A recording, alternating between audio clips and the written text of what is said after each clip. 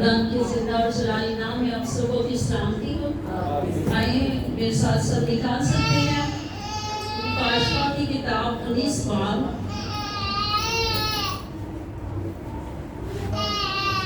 मुकाशफा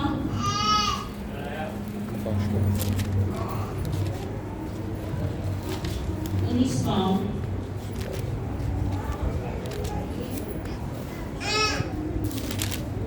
और उसकी 15 आयत। हम सब मिलकर खुदा की आयत पढ़ेंगे, खुदा के कलाम से बरकत को हासिल करेंगे। अगर निकाल लिया तो सब कह सकते हैं आमीन। आमीन। जी मेरे साथ पढ़िए। और कौमों के मारने के लिए उसके मुंह से एक तेज तलवार निकलती है और लोगों के आसपास से उन पर हुकूमत करेगा और काफिरों के खुदा के सख्त गज़ब के मैं के पोस्ती अंगूर रोनेगा। खुदा का कलाम पढ़ा, सुना, समझा और जाना हम सबों के लिए बाइस से बरकत है। बैठिए।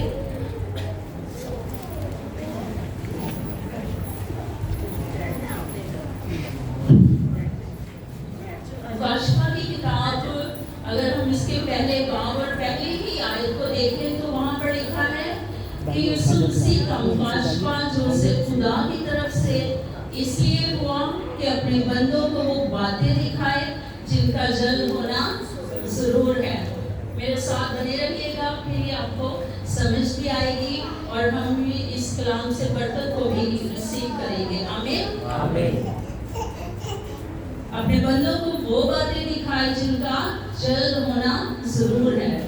और उसने अपने फरिश्ते को भेजकर उसकी मार्फत उन्हें अपने बंदा यूहन्ना पर जाहिर किया। और यूहन्ना नबी ने ये बातें हमारे लिए लिख दी ताकि हम, अगर मैं सोचती हूँ कि ये कलाम मुकाशफा की किताब हमारे लिए सबक है कि हम इन बातों से सबक हासिल कर सकते हैं कि हम खुदा की बातों पर ईमान रखें और खुदा के कलाम में आगे बढ़ते चले जाएं। अगर हम खुदा के कलाम में आगे बढ़ेंगे तो जितनी मुसीबतें इसमें हैं वो हम पर नहीं आएंगी, बल्कि हम लोग मुबारक ठहरेंगे। आमीन।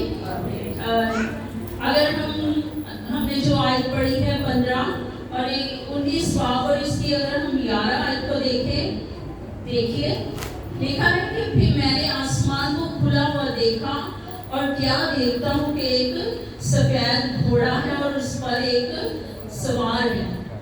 यहाँ पर हमें एक सफेद घोड़ा नजर आता है, लेकिन उससे पहले यूहन्ना क्या कहता है कि मैंने आसमान को खुला हुआ देखा और फिर वो कहता है कि एक सफेद घोड़ा।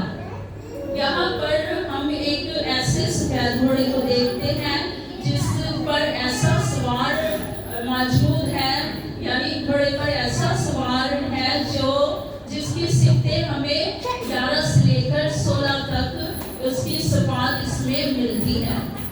एक और सफेद घोड़ा हम 6 बाब में भी देखते हैं, लेकिन उस सफेद घोड़े के सवार में और इस सफेद घोड़े के सवार में हमें बहुत फर्क नजर आता है। उस सफेद घोड़े के सवार के हाथ में तलवार है, एक कमान है, लेकिन उस कमान में तीर नहीं है। और इस घोड़े के सवार के हाथ में क्या है? तेज तलवार है, लेकिन वो उसके हाथ में नहीं बल्कि उसके मुंह में है। आमीन। यहाँ पर वो सवार है जिसके मुंह में तेज तलवार मौजूद है।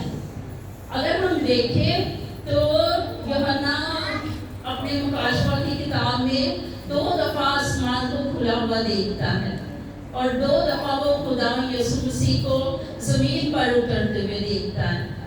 पहली दफा जब उसने आसमान को खुला देखा तो खुदा यीशु मसीह खुर्शीदगी में आए और हवा में रहे। और उस वक्त क्या हुआ था? कलीसिया का उठाया जाना था। खुदा यीशु मसीह अपनी कलीसिया को लेने के लिए आए और वो खुर्शीदगी के साथ ये सारा अमल हुआ। लेकिन जब खुदा यीशु मसीह दूसरी दफा आएंगे तो वो कौमों का इंसाफ करने आएंगे, यानी लड़ाई के लिए, जंग के लिए आई थी। सफेद घोड़ा फतह और कामयाबी का निशान है। आमीन। खुदा यीशु मसीह ने कितनी दफा है? 2 दफा है। और ये मुकाशफा की किताब आने वाले वक्त को जाहिर करती है जो कि अभी होना है। इसलिए हमें अभी से इन बातों को सीखना है ताकि खुदा का कलाम हमारी जिंदगी में जड़ करे और हम इसके जरिए फलदार साबित हो सके। हमारे लिए खुदा का कलाम हम अपनी आयत की तरफ आते हैं। यहाँ पर खुदा यीशु मसीह की ये जितना मैंने बताया कि 11 से लेकर 15 तक तो खुदा यीशु मसीह के बारे में लिखा है और इसमें खुदा यीशु मसीह की सिफात को बताया गया है। और मेरी आयत थी 15 आयत, उसमें खुदा यीशु मसीह की 3 सिफात जाहिर की गई हैं। नंबर 1 देखिए बाइबल मुकद्दस में से, और कौमों के मारने के लिए उसके मुंह में तेज तलवार निकलती है। ये उसकी पहली सिफ्त है। दूसरी सिफ्त, और वो लोहे के आसा से क्या करेगा? हुकूमत करेगा।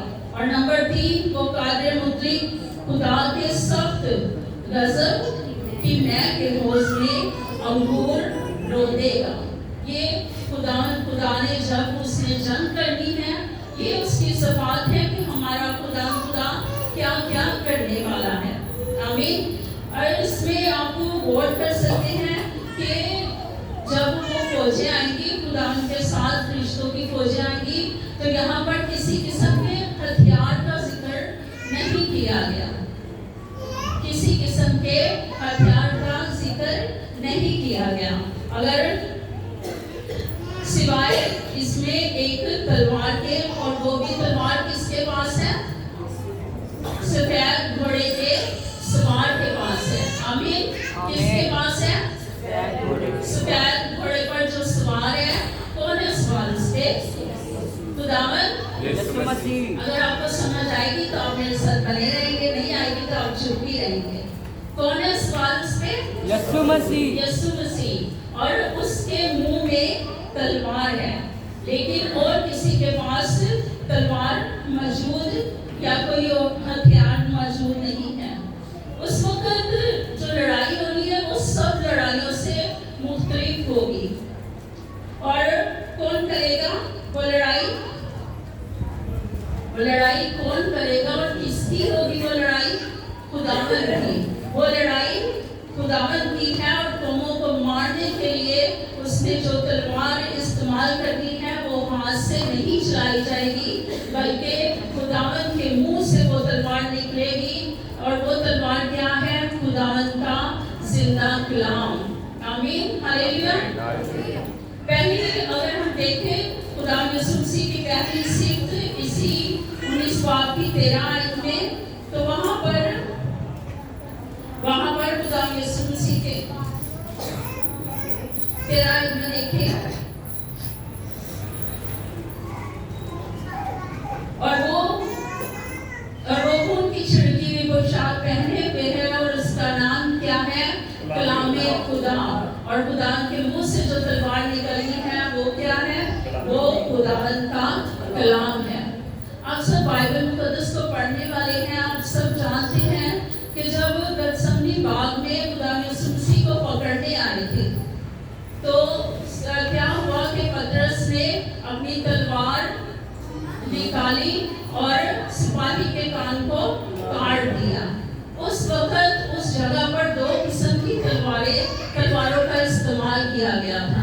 एक तलवार थी जब उसके सिपाही के कान को काटा गया, पतरस ने गुस्से में आकर उसके कान को काट दिया और खुदा यीशु मसीह ने कहा कि ये तू क्या करता है? और खुदावंद ने उसके कान को छुआ और वो ठीक हो गया।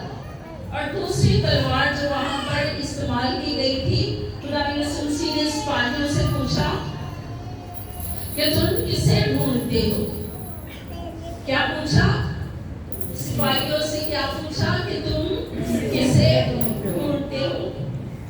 कोई चीज है तो जरा दे दे, कोई इस पे रखने के लिए बार-बार मुझे निकालना पड़ता है।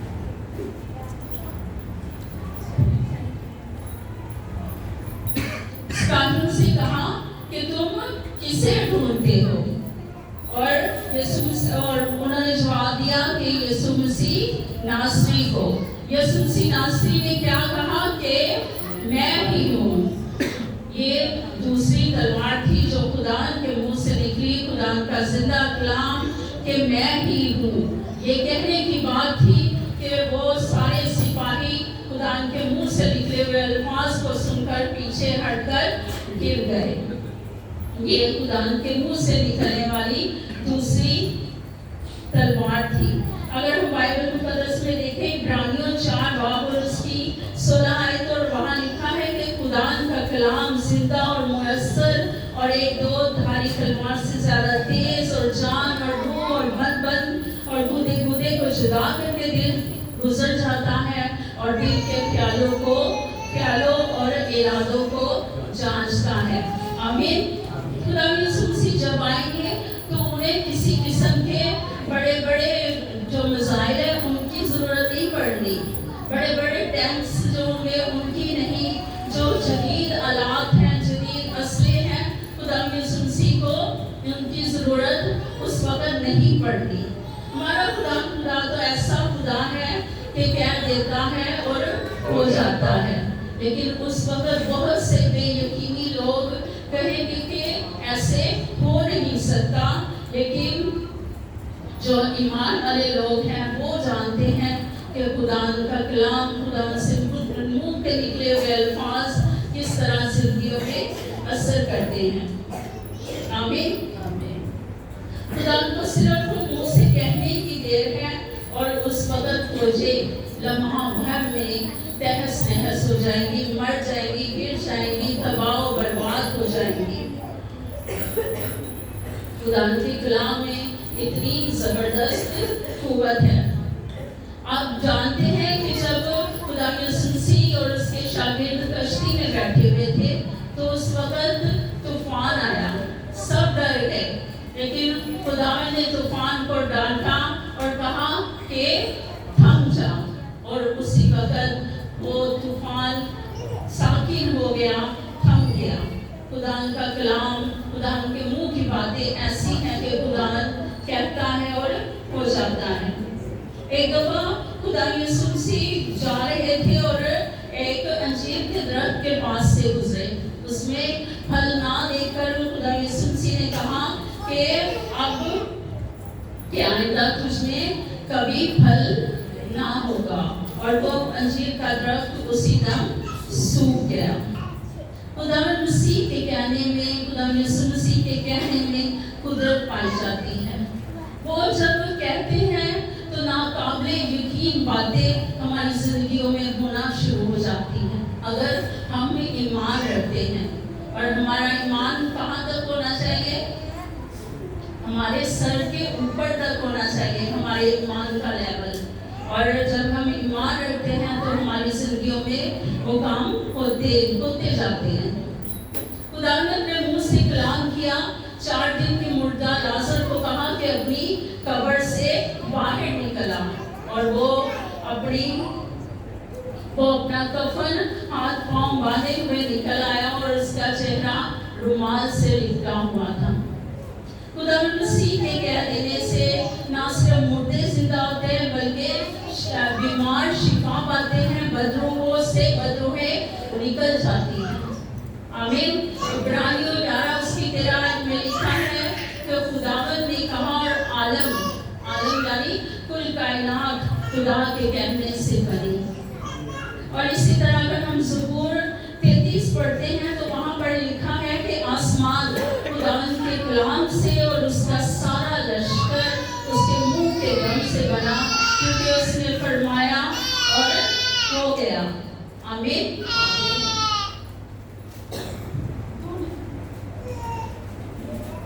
اس نے حکم دیا اور واقعہ ہو گیا۔ خدا نے کہا کہ روشنی ہو جا اور روشنی ہو گئی۔ خدا نے کہا کہ سب پانی ایک جگہ پر جمع ہو جائے، اور وہ کیا ہو گیا؟ سمندر بن گیا۔ خدا نے کہا کہ سورج چاند ستارے ہو جائیں، اور وہ بن گئے۔ خدا کے کلام کی قدرت اور خدا مسیح کا کلام तमाम फौजों को हलाक कर देगा। इस आज की जो आयत हमने पढ़ी है उसमें जो तलवार लफ्ज़ इस्तेमाल हुआ है उसको अगर हम यूनानी में देखें तो होमोफिलिया इसको कहा जाता है। और ये कोई आम किस्म की तलवार नहीं, ये बहुत नेज़े की तरह लंबी और बहुत खास तलवार होगी जो चलाई नहीं जाएगी बल्कि इसको फेंका जा सकेगा। आमीन। खुदा का कलाम मुंह से, खुदा का जब अपने कलाम को मुंह से निकालता है तो खास काम होना शुरू हो जाते हैं। खुदा की तलवार खास काम करती है। इफिसियों 6 बाब और उसकी 17 आयत में लिखा है, पौलुस कहता है कि रूह की तलवार जो खुदा का कलाम है ले लो। मुकाशफा पहला बाब और उसकी 16 आयत में जब खुदा मसीह यूहन्ना को पहली बार नजर आए तो उस वक्त भी उनके मुंह में तेज तलवार निकलती थी। अगर आप मेरे साथ देखना चाहते हैं तो देख सकते हैं पहला बाब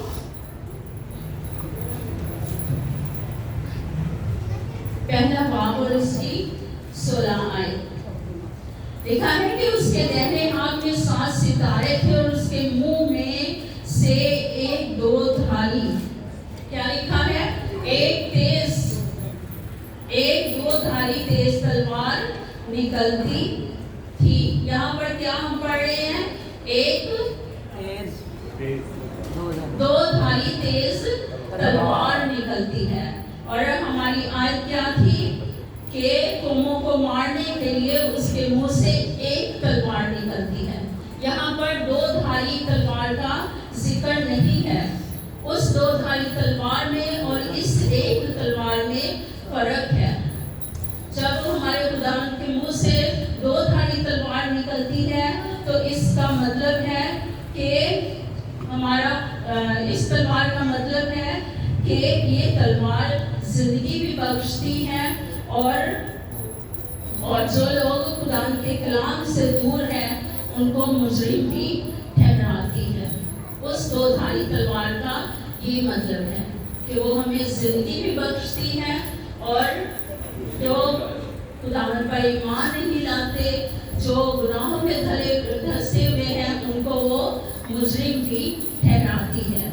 और यहाँ पर जो हमारी आयत में तलवार मौजूद है उस तलवार के मुताबिक अब हमारा खुदा हमें जिंदगी बख्शने के लिए नहीं बल्कि इंसाफ करने के लिए, कौमों का इंसाफ करने के लिए आ रहा है। अब वो अदालत करने के लिए आ रहा है। और ये एक धारी तलवार इस बात को जाहिर करती है कि हमारा खुदा रहम करने के लिए नहीं बल्कि इंसाफ करने के लिए वो फिर से आएगा। आमीन। लेकिन हमने क्या करना है, हमने अपनी पूरी तैयारी करनी है ताकि हम उस एक तेज तलवार धार से बच सके। आमीन। समझ आ रही है? आगे लिखा है, और वो लोहे के असा से उन पर हुकूमत करेगा और कादर मुद्री खुदा के सख्त गजब की मैं के होश में अंगूर रोंदेगा। सफेद घोड़े वाले सवार की जो तीसरी सिफ्त थी वो ये है कि वो लोहे के असा से हुकूमत करेगा और खुदावन अपने लोगों की अदालत करेगा और जो लोग बदी में हैं उनके साथ उनकी अदालत करते हुए उनके लिए सजा भी मुंतखब करेगा। लोहे के असा का मतलब है इख्तियार और कुव्वत को जाहिर करता है। लोहे के असा का जिक्र अगर हम देखें तो मुकाशफा 6 बाब और फिर 16 बाब इनमें मिलता है और ज़बूर 6 बाब और उसकी 9 आयत में भी हमें इस असा का सारा अगर पढ़ना चाहे तो इन आयात में ये लोहे और असा का क्या कहेंगे हम जिक्र हमें मिलता है। आमीन। वहाँ पर असा सिर्फ इसलिए